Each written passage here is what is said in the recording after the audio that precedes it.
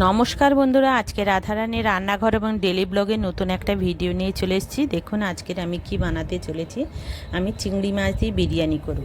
দেখুন চিংড়ি মাছটাকে আগে ভালো করে কেটে ধুয়ে রেখে দিয়েছি। আর আমার মেয়ে যখনই বিরিয়ানি খাক না কেন তখনই বলবে আমি এই প্রথম খেলাম, এর আগে মনে হয় আমার বাড়িতে হয়নি। এত বিরিয়ানি খেতে ভালোবাসে, মনে হয় যেন প্রত্যেক দিন বিরিয়ানি করে দিলে ওর ভালোই হয়।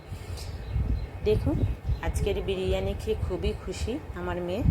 আরও চিংড়ি মাছ, ডিম, পনির এবং আলু এবং মাংস দিয়ে বিরিয়ানি খেতে কিছু না থাকলেই বলবে যে মা শুধু আলু দিয়েই করো।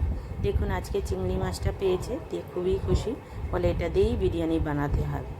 দেখুন আমি কিছু বাটা মশলা, আদা রসুন পেঁয়াজ আর এবং হলুদ লঙ্কা একটু সর্ষে তেল মাখিয়ে আর এর মধ্যে একটু ভিনিগার আগে দিয়ে মাছটাকে ভিজিয়ে রেখেছিলাম 5-7 মিনিট, জলটা ঝরে যেতে, তারপরে এই মশলা দিয়ে মাখিয়ে নিলাম।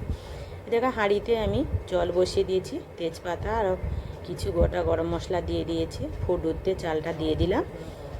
দেখুন কিছু গরম মশলা আমি ভেজে গরম করে নিচ্ছি বিরিয়ানির জন্য। আর এদিকে চাল ফুটে গেছে, আমাদের ভাত হয়ে গেছে। এবার আমি চালটা এমন ফোটাবো 85% মতন সিদ্ধ করে নিয়েছি এবং ছেঁকে নেব। মাছটা ভাজা হয়ে গেল, ডিম আর আলুটা ভেজে নিয়েছি আর বেরেস্তার জন্য পেঁয়াজটাও ভেজে নিয়েছি। এবার বাটিতে দুধ নিয়েছি, একটু গোলাপ জল, আতর এবং কেওড়া জল দিয়ে দেব। এবার দেখুন মশলাটা যেগুলো ছিল সেটা ভালো করে কষিয়ে নিয়েছি একটু দই দিয়ে। আর হাঁড়ির নিচে আমি গোটা গরম মশলা আর তেজপাতা দিয়ে ভাতের একটা লেয়ার দিয়ে এবং কষানো মাছ এবং চিংড়ি মাছ আর ডিম আলু দিয়ে দিয়েছি। আর উপরে বিরিয়ানির যে মশলা ছিল উপরে ছড়িয়ে দিলাম। তারপরে ভাতটা আরেকটু দিয়ে উপর থেকে বেরেস্তা ছড়িয়ে দিলাম এবং আমার যে তৈরি করা গরম মশলা দিয়ে ঢাকা দিয়ে দিয়েছিলাম। আর এই যে মিষ্টি আতর আর দুধের সাথে রেখেছিলাম, দিয়ে আমি আধ ঘন্টা ঢাকা দিয়ে রান্না করে নিয়েছি। দেখুন কত সুন্দর ঝরঝরে আমাদের বিরিয়ানি হয়েছে। আপনারা পারলে এইভাবে বাড়িতেও আলু কিংবা ডিম বা চিংড়ি মাছ যাই পাবেন করে দেখবেন, দারুণ লাগে খেতে।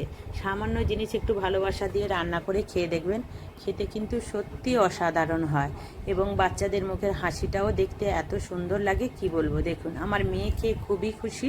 আপনারা বাড়িতে সামান্য জিনিস থাকলে এইভাবে তৈরি করে দেবেন, দেখবেন মনের একটা আলাদা শান্তি।